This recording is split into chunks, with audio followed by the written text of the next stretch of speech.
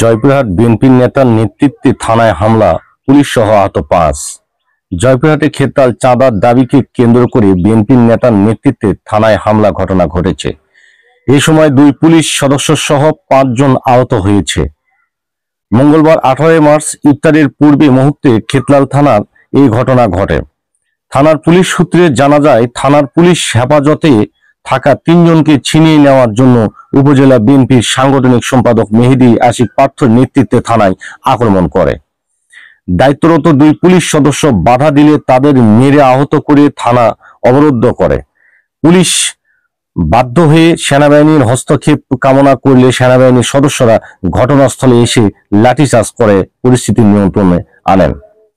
এই সময় ঘটনাস্থল থেকে 3 জনকে আটক করে সেনাবাহিনী।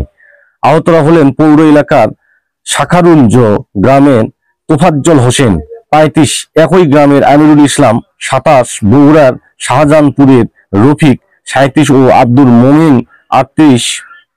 আহত 2 পুলিশ সদস্য কাজী জাফর ও সুমন সেনাবাহিনীর লাঠিচার্জে আহত হন। উপজেলা বিএনপির সাধারণ সম্পাদক আবু বক্কর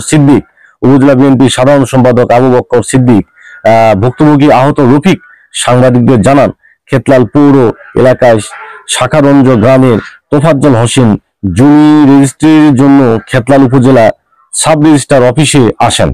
এই সময় স্থানীয় পৌর বিএনপির 9 নম্বর ওয়ার্ডের সভাপতি কবির চৌধুরীর নেতৃত্বে বিএনপির মাসুদ চৌধুরী, গোলাম মাওলা ও জুয়েল শেখানি উপস্থিত হয়ে তার নিকট থেকে 50,000 টাকা চাঁদা দাবি করে।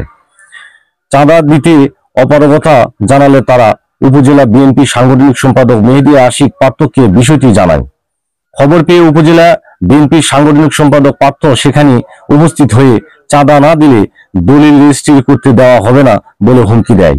তাকে বাধা দিতে গেলে তোফাজ্জল সহ তার 4 আত্মীয়কে মারপিট করে রক্তাক্ত করে খবর পেয়ে পুলিশ ঘটনাস্থলে গিয়ে তাদের উদ্ধার করে থানায় নিয়ে আসে। পুলিশ থানা থেকে তোফাজ্জলকে গুরুতর আহত অবস্থায় খেতাল উপজেলা স্বাস্থ্য কমপ্লেক্সে নিয়ে ভর্তি করান।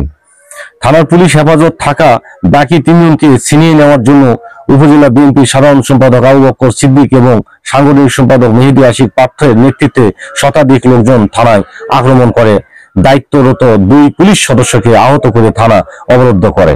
পুলিশ বাধা হয়ে সেনাবাহিনীর হস্তক্ষেপ কামনা করলে সেনাবাহিনী ঘটনাস্থলে এসে লাঠিচার্জ করে পরিস্থিতি নিয়ন্ত্রণে আনেন।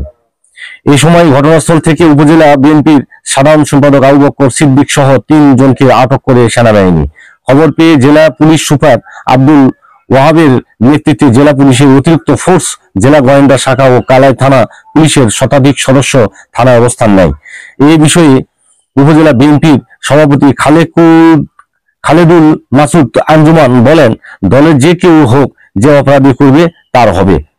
এ বিষয়ে খেতলাল থানার officer in charge OC Mahbubur Rahman বলেন, এই ঘটনাকে কেন্দ্র করে 3 জনকে গ্রেপ্তার করা হয়েছে। থানায় মামলা প্রস্তুতি চলছে, অভিযান অব্যাহত আছে বলে জানান। এমকেজি নিউজ।